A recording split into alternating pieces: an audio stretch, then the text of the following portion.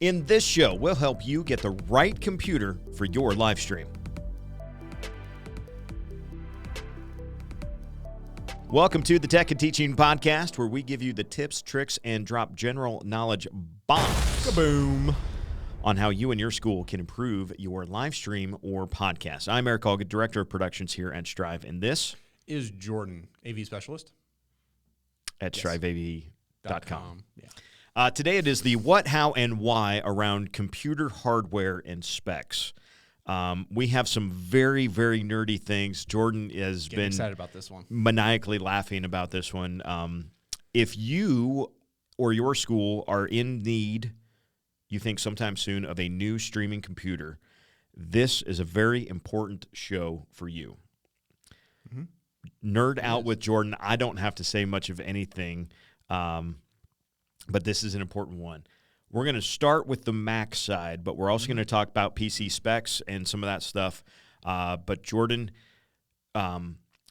Apple computers in the last, 3 years with the debut of their Apple Silicon chips. Oh, yep. And their proprietary chips. Wow, they have gotten really good, and now they've come out with the M1, and now the M2 is out in some select models, and these things are awesome for streaming and productivity. Yeah, they have made a giant leap in performance, and especially in the Airs and the entry-level MacBook Pros, like unprecedented performance boosts from over the Intel versions, and we all know that. They've been out for a little bit, but there's not a whole lot to discuss here, because if you get a computer with an Apple Silicon processor in it, you're good to go. Like, it doesn't matter if it's a M1 or an M2 Ultra Max Premium, whatever the naming convention is that Ultra they have. Super Max Pro in the house. In the house. Kind of whatever. You're good. It's you're good. It's fine. So you could, the only thing I would say is you can stream on a MacBook Air, which is really cool to think about. Because Which is that, yeah. By the way. And we have done a 1080 stream on it just fine. Actually, multiple 1080 streams at the same time. Really? Multiple Yes. locations? Yes. Multi-streaming? Yes. Nice. But the caveat I would say is that if you're going to do some football productions, you're going to want the fans of the 13-inch MacBook Pro. So I would say spend the extra $300, get the fans so it can keep a little bit cooler. But there's nothing.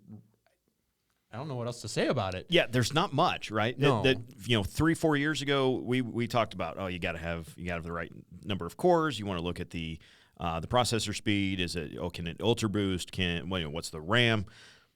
That's kind of all moot at this point. On the Mac side, yeah, we'll get into the PC, but yeah, Mac, I think Hooge brought it up of RAM. The base MacBook Pro comes with 18 gigabytes of RAM. Wait a minute. And it's 8 gigabytes. You said RAM. 18.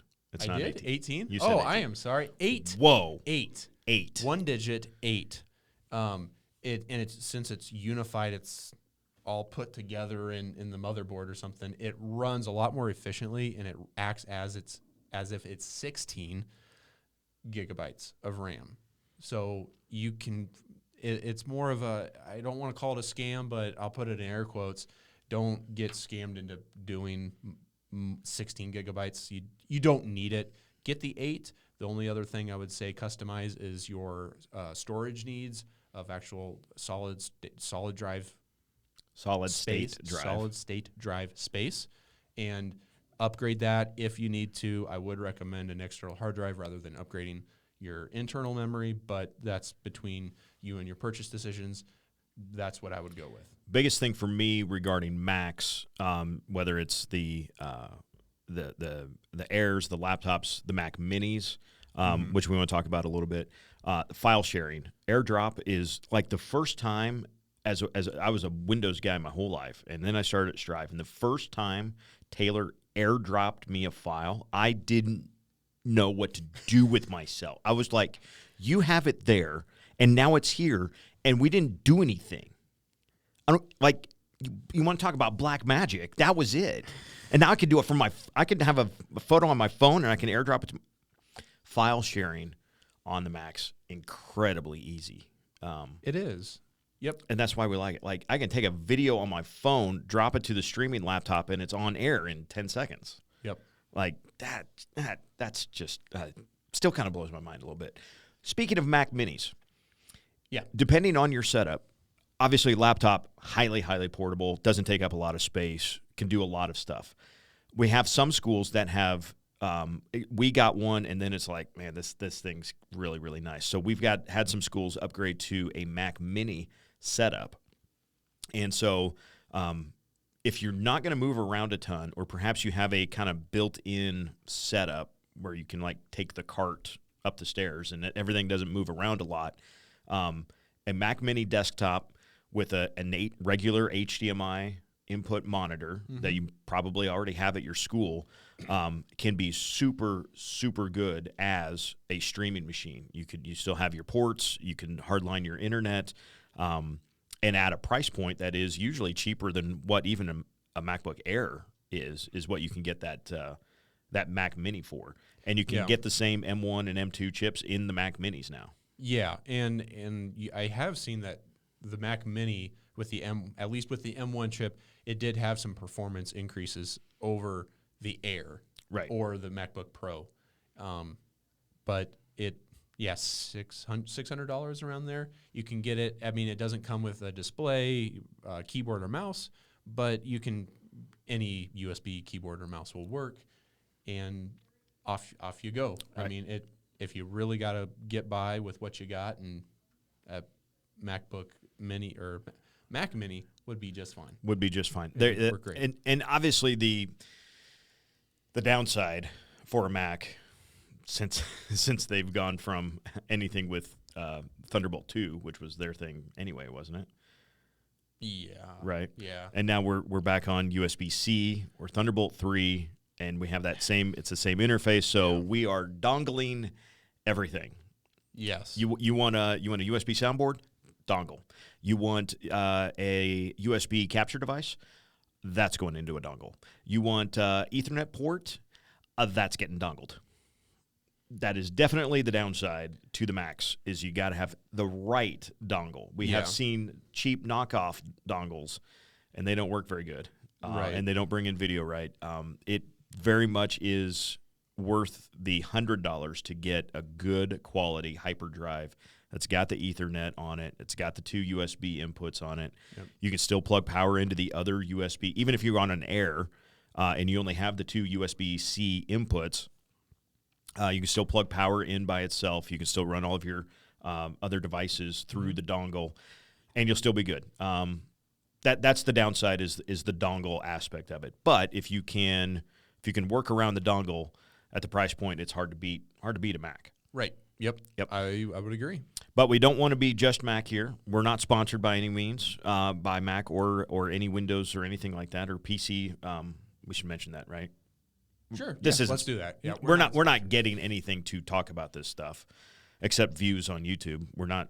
So unless somebody wants to send us something, I'm fine with that too. PC wise though, we do have a few different specs, and we kind of go back to older Macs and what some of those specs are. But Jordan, what are some of those numbers? If you're in the PC world, you're staying there because that's where you're at with a school. What are some of those numbers that we need to be mindful of? Yeah, the Intel version hasn't. They can produce as much power as the M1 and M2, but then you got to pay buco bucks. So we have to be a little bit more specific about the hardware that's in it. And I would say that would be also a nice thing about Mac. I'll go there and then come back, but there's not a whole bunch of options. It's hard drive, RAM, and maybe M1, M2, what kind of processor, but there's a standard, and It's easy just to go pick out the base and get it coming. You know it's going to be good. You have to be a little bit more picky with PC because there's i3s all the way up to i10s, even 12s or something. I don't know. I know for sure I've seen a 10. Yeah, right. I don't think I've seen a 12. I've seen it listed, not in person. I've seen it listed. It's somewhere out there. Is an i10. Oh, i9. Sorry, it is an i9. I don't. Oh, know it's if 10 cores. 10 cores is Yeah, what it's i9. Yeah, There i9. we go. Yep. But 6 cores is kind of your minimum. I'd like to see it at an i7. You can get by with an i5 as just how the generations go down and how Intel does things. You can get away with an i5, a newer i5, but stay away from the low power processors, and that's going to be How do we know that? is going to be designated by in your i7 dash, and then there's like 12 is the generation of that processor, and there's some other funky numbers there, and at the end there'll be a U for ultra low power. And so if you look at your clock speeds on that, there'll a lot of times be in maybe 1.5 or under 2 gigahertz. So we don't want that. We want a high speed, high power all the time, pedal to the metal, ramrod machine. RAM is also something that we now have to really kind of think about with the PC. Yeah, because we have the whole motherboard and we can replace parts, which is really awesome. But I'd suggest 16 gigabytes of RAM. You can get away with 8, but depending on how many commercials and graphics and overlays and all that other fun stuff that you're going to do, that's going to kind of dictate getting 16 gigabytes or 8 gigabytes. It's cheap. It's really, really cheap just to get 16 gigabytes. I wouldn't Don't settle for skimp. 8. No, that's not the place to skip. I mean, if this is kind of a fun thing because you can build PCs, and if you have a kid interested, this would be a great project for him to build the streaming computer. But 2 sticks of 8 gigabytes of RAM, 2 sticks of 8 is like $64, I think. Go to PC Parts Picker and it'll kind of lay it out there for you. But it's $64. It's kind of a no-brainer. Yeah. And then for a graphics card, we're data mining or crypto mining or whatever that garbage is called, has made the video. George's not a fan. No, not. That's a different show. That is a different show altogether. That's a different. Not even an episode. Not a different. show. That's a whole different show. The prices have came down, so you could get a 2 gigabyte, but value wise 4 gigabytes is kind of the middle ground. You might be able to find a 6 gigabyte graphics card that is $50, $75 more than the 4. So why not get it?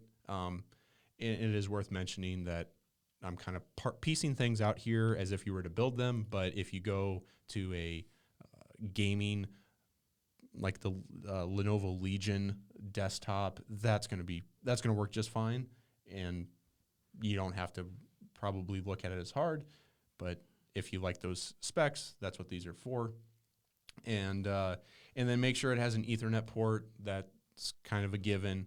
Sometimes don't forget it if you're building one, I guess. Right.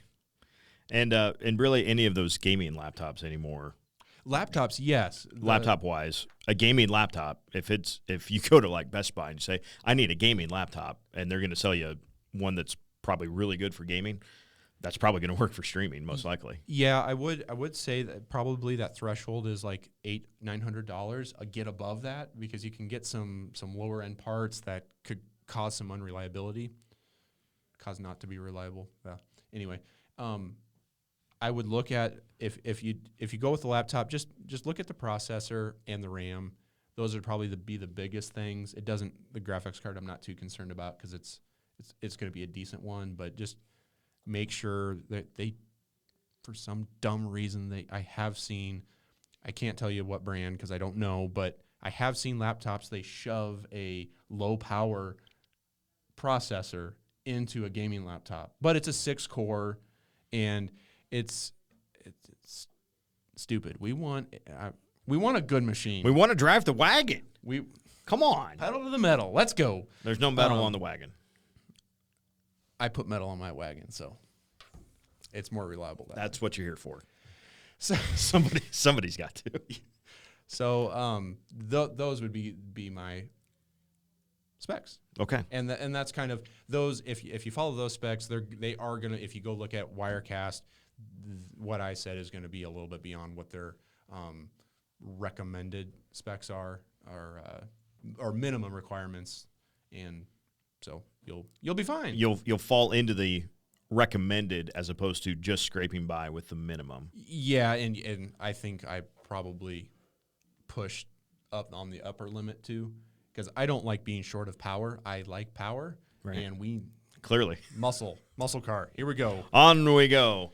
That's really the show. There's not a ton to talk about, especially since Mac is like, get an M1, you're good. It's either you like it or you don't. So I guess Eric made the point of back even, I don't know, we'll go 3-4 years ago, the difference between Wirecast on Mac and Wirecast on PC, there was a significant difference of clunkiness on the PC side. They did tailor towards the Mac. But now, boy, they have really come together, and you really can't. You can hop from one platform to the other, and it doesn't really matter. So with PC or Mac, go with what you like. It really doesn't matter. Operation-wise for Wirecast, if you're a PC school, go with PC. There's no harm in that. If you're a Mac school, go with Mac. It doesn't matter like it used to anymore. Not near as much. 8 years ago, I would have said absolutely don't use a PC. Mm-hmm. Even if you could tailor it and all of the processes, Wirecast, the software, just on the PC side was not where it was on the Mac side. And yes, in the last 3-4 years, that has Wirecast has definitely invested in their PC development of the software, and it's much, much better on a PC. Really no difference. The buttons are not as rounded as they are in a Mac, but essentially everything's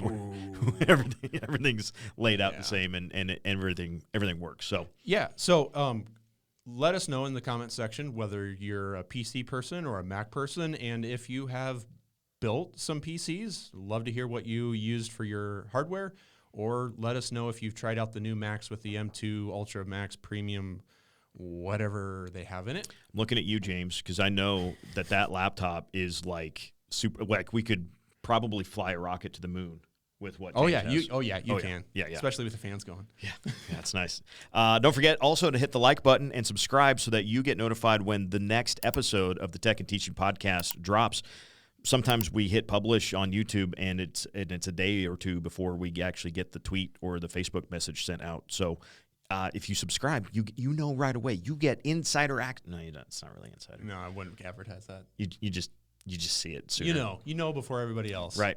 And don't forget that Strive is at the intersection of digital media education and delivers engaging curriculum, innovative audiovisual equipment, and education-based live streaming platforms for K-12 schools. Find out how Strive can help start and grow your school's digital media program at strive.tv/product. That's Jordan. I'm Eric. Thanks for watching us on the Tech and Teaching Podcast.